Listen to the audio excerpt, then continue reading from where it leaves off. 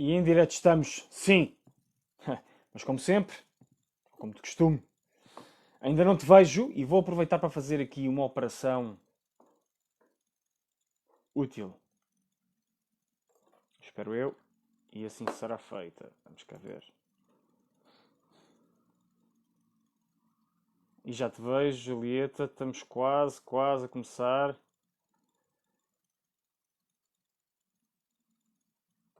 Um pouco mais demorado aqui a fazer. Mas no seu tempo vai acontecer, claro. E já está.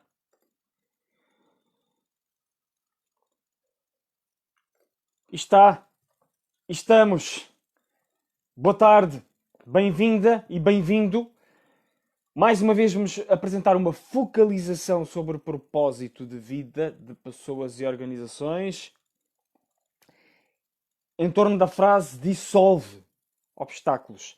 Dissolve obstáculos. Como é que podes dissolver obstáculos relacionados com a expressão autêntica de quem és, individual ou organizacionalmente considerado como tal?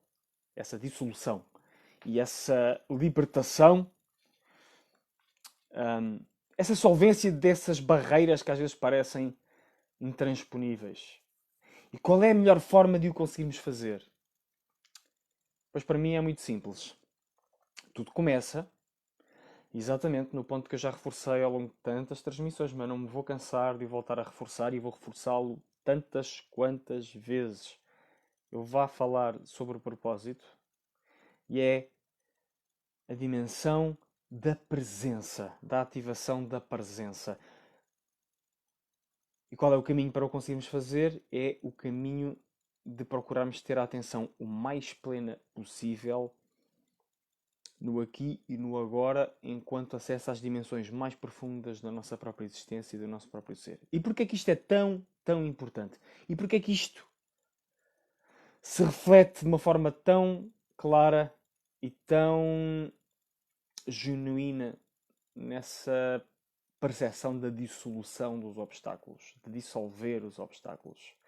Porque é esta dimensão que nos permite ampliar a nossa perspectiva, ativar um nível diferente de percepção que nos vai fazer ser capazes de lidar com os obstáculos das formas mais produtivas pelas quais eles podem ser lidados. Podemos passar a ser capazes de usar os obstáculos para nos elevarmos ainda mais nas situações em que nos encontramos. E podemos vir a reconhecer que esses obstáculos, na realidade, foram uma grande bênção disfarçada, ou blessing in disguise, como se diz muito na literatura do desenvolvimento humano que aborda este tipo de perspectiva. E nós vemos isto de uma forma muito clara nas histórias que alavancaram e que propulsionaram várias das pessoas com realizações mais significativas e ficaram registadas em memórias, em biografias e noutros suportes parecidos, similares.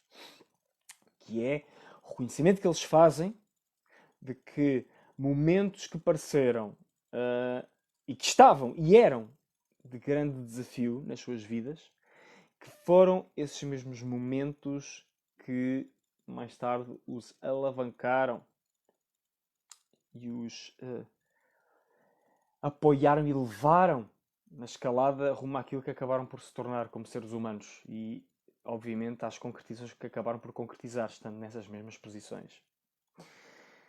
Mas a noção de dissolução, de dissolver, o convite de dissolve obstáculos, esta proposta que eu te faço, que ganhes esta competência, se quiseres, uma competência ainda mais profunda. Na minha opinião, é uma competência absolutamente decisiva nos tempos em que vivemos. Em que parece que há uma vontade ampliada de se lutar contra moinhos de vento.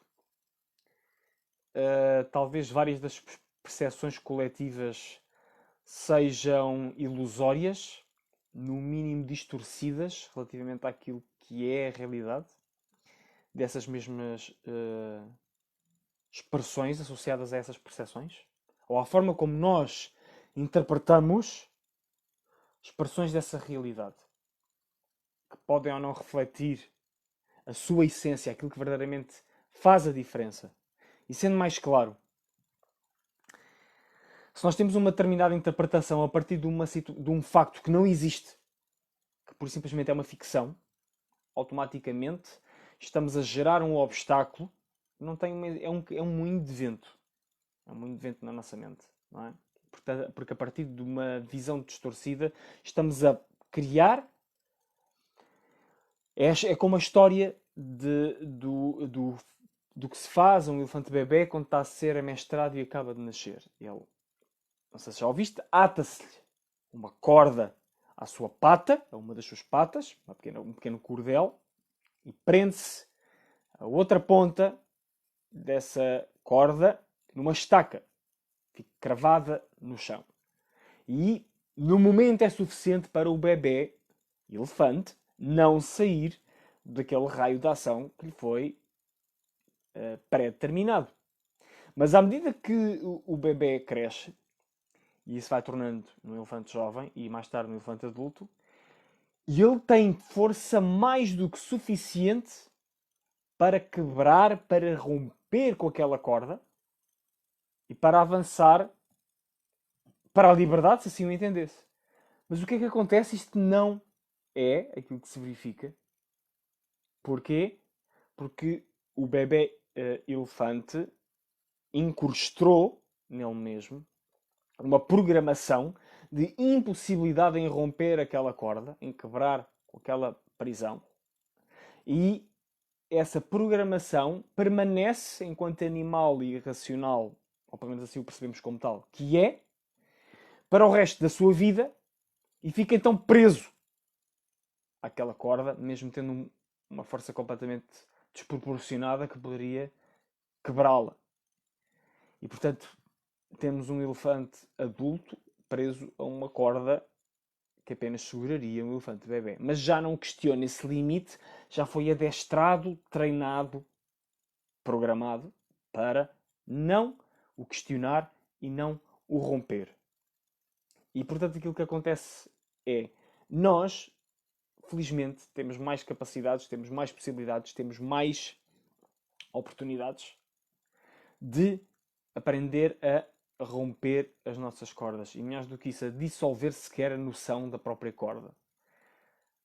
Porque o que acontece é que nós, seres humanos, como temos uma cognição mais complexa, criamos cordas onde elas não existem. Eu lembro-me de uma situação muito concreta, de uma corda que criei para mim mesmo há uns 7 anos atrás, talvez, em que passava literalmente perto de uma instituição que era de uma instituição privada, sim, mas que tinha uma esplanada dentro que era acessível ao público. E eu passei bastantes vezes em frente a esta instituição e pensei, que bom que seria se pudesse entrar aqui e desfrutar de um café, de um jardim, que eu acho que seria bom, seria agradável. Mas na minha cabeça reverberava a mensagem, não, mas isto é um estabelecimento privado e só deve estar disponível para os membros da instituição propriamente ditos. Certamente não está aberto ao público. Certo? É uma coisa tão simples quanto simplesmente testar esta ideia não me passou pela cabeça. Até um dia em que vê só tu, tive um assomo de coragem na altura e resolvi simplesmente dirigir-me à portaria, entrei dentro da portaria do edifício e perguntei. Há uma possibilidade. Sim, com certeza. Com certeza está aberto ao público. Sim, vá à vontade. A partir daí, esfumou-se. Certo? E eu estou a referir-me ao Instituto Goethe, em Lisboa, junto ao Campo Martins da Pátria. E, sim, é apenas um exemplo do quão absurdas podem ser as nossas ideias, as nossas perspectivas em coisas tão básicas quanto esta, de assumirmos falsas premissas sobre a realidade, não testarmos essas premissas que assumimos e condicionamos-nos, autocondicionamos-nos a comportarmos de uma maneira que vai contra os nossos interesses. E que na realidade vai-nos criando barreiras e obstáculos artificiais onde elas não existem. Certo? Portanto, esta é uma das vertentes fundamentais de podermos dissolver esses obstáculos, é estarmos enraizados, estarmos presentes e aplicarmos o princípio de validar a realidade em vez de estarmos a agir de acordo com as... Em vez de vivermos nas nossas cabeças, vivermos na realidade. Eu estava a viver na minha cabeça relativamente a esta possibilidade de usar aquele espaço, ter acesso àquele espaço. E o que aconteceu foi que, no momento em que resolvi testar aquela barreira fictícia, libertei então uma nova possibilidade. E a pergunta é muito simples. Quantas coisas semelhantes, quantas barreiras semelhantes, quantos obstáculos semelhantes não terão existido já na minha vida e na tua vida e nas nossas vidas, nas nossas cabeças, que depois vamos a ver e se esfumam como moinhos de vento. Não é? Ou podem vir a esfumar-se como moinhos de vento. E, portanto, uma coisa que podemos fazer é, relativamente àquela situação que achamos que não podemos, que não temos possibilidade, que não é... Não, que é uma barreira, grande ou pequena, não interessa, mas que achamos, que sentimos que agora fazia sentido testar, que barreira, que obstáculo seria esse? Como é que poderíamos testar? Como é que poderíamos dissolver esse obstáculo? Como é que poderíamos testar essa barreira? Não é?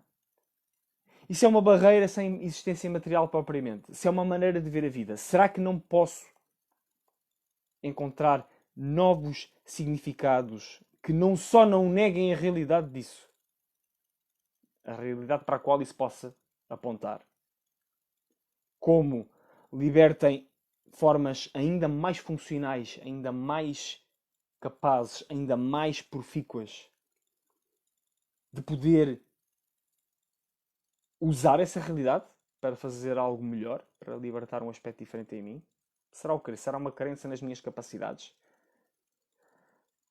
Uma crença nas minhas possibilidades de aprender ou não aprender? De aceder ou não aceder a determinados recursos? Será que para aceder a determinados recursos eu tenho de possuir esses recursos? Ou será que não consigo arranjar soluções alternativas? Não posso associar-me a outros que tenham esses recursos e juntos partilharmos recursos e co-criarmos recursos necessários para todos? Será que isso não é possível? E será que simplesmente, se eu reconheço um obstáculo que de facto parece inamovível, uma condição de saúde extrema ou terminal, uma perda a partir de insubstituível, e há muitas perdas insubstituíveis, não é? Que não é possível aquele papel ser especificamente cumprido exatamente daquela forma. Hoje o meu pai, se fosse vivo, faria 71 anos. Certo? Eu posso arranjar várias narrativas e tenho várias narrativas a respeito de outras figuras que desempenharam e que desempenham esse papel na minha interpretação da vida. Mas a realidade é que é insubstituível. Aquela pessoa, naquela forma, é insubstituível.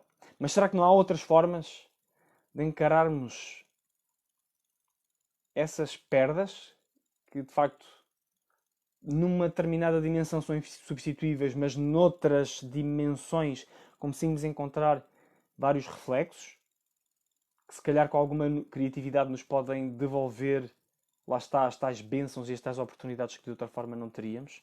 Será que nos conseguimos libertar a nós mesmos, à nossa capacidade interpretativa e, por que não, ao nosso gênio imaginativo também, para que ele nos leve até onde pode levar, para que nós façamos essas reunificações e possamos então libertar a força, o poder e a inspiração que nos podem devolver para avançarmos da melhor forma no nosso caminho? Só algumas questões que ficam. Há toda uma gama de soluções que se liberta se de facto escolhermos olhar de forma mais criativa para as coisas e treinarmos como prática isso, porque não é um produto acabado, nem é uma dádiva apenas acessível a alguns. Eu acredito profundamente que todos temos essa capacidade para desenvolver, é treinável, todos a podemos praticar e todos podemos melhorá-la e elevá-la para sítios e para territórios que nos podem devolver, de facto, dimensões que podem ser absolutamente maravilhosas na nossa capacidade humana, na nossa capacidade de sermos mais, de sermos melhores, de amarmos mais e melhor a nós e aos outros e a tudo aquilo que é, e a de facto vivermos isso na nossa experiência de vida, sem ser apenas uma idealização, uma utopia, ou algo inatingível e apenas ao alcance de alguns iluminados. Não é. Não é.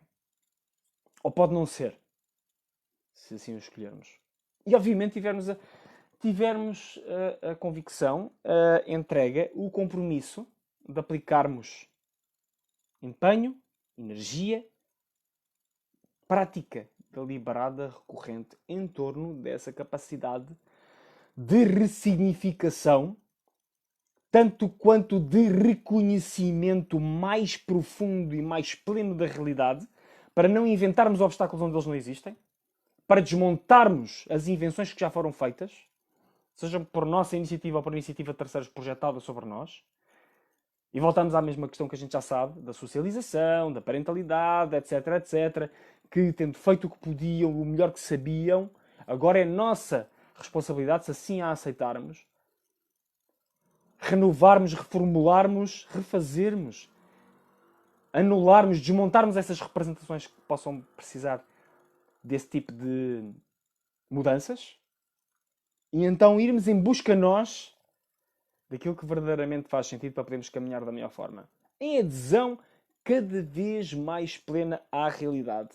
Sem montar, sem renegar as coisas tal como elas são, mas também sem produzir moinhos de vento. As nossas mentes. Ajustar as perspectivas. Colocarmos em posição de observar a realidade do ponto de vista que é mais vantajoso e mais efetivo para lidar com a realidade tal como ela é nesses momentos. E ter a coragem de ir ajustando a perspectiva na natural medida em que vamos avançando e caminhando e vamos estando em territórios diferentes e, por definição, temos perspectivas diferentes. Abandonamos o mapa mundo que ficou encrustado na nossa cabeça e mantemos uma relação dinâmica e viva com a realidade. Para podermos fazer isso a cada instante. Para podermos lidar com o que é a cada instante. Para ativarmos as soluções mais efetivas para as diversas situações. É de facto um obstáculo? É um obstáculo fictício? Desmonta-se, reformula-se, transforma-se. É de facto um obstáculo? Contorna-se, escala-se, salta-se, transpõe-se. Pode ser uma oportunidade para saber então fazer a famosa corrida das barreiras e aprender com o uso daquela técnica, em que nós vemos que os melhores corredores saltadores, eles têm um eixo em que e eu já vi vídeos desses, e penso que tu também podes já ter visto, ou então facilmente consegues aceder, em que tem a câmara a filmar o atleta e ele vai a correr direto às barreiras e vai saltando as barreiras e a oscilação da altura em todo o percurso é ínfima. É ínfima. Porque mantém o fito, mantém o foco e mantém uma técnica, uma perfeição da técnica em que consegue movimentar e fluir, ajustar, contorcer e aplicar força e poder de propulsão nas pernas e nos braços e em todo o seu corpo, que faz com que a locomoção seja extremamente rápida e a transposição dos obstáculos seja extremamente eficaz. Ao ponto de quem não observa o movimento de braços e pernas tenha dificuldades em aperceber-se que aquele atleta está a transpor os obstáculos. E de uma forma mais simbólica até podemos falar em dissolvê-los. Sim.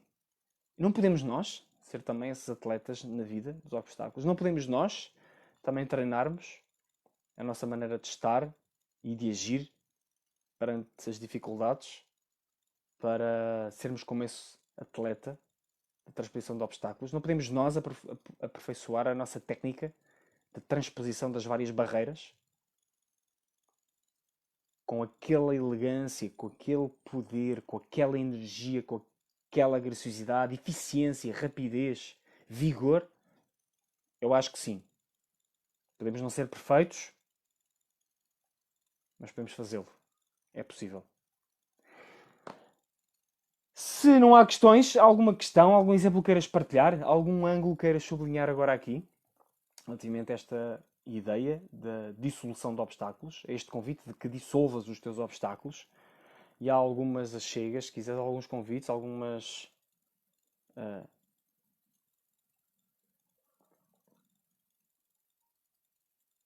representações distintas de perspectiva, para que faças as escolhas que agora sentes que fazem sentido para ti. Se não, então só posso agradecer mais uma vez por estares aí, em especial a ti, Julieta. Namasté, também para ti, em resposta a esse comentário que fizeste.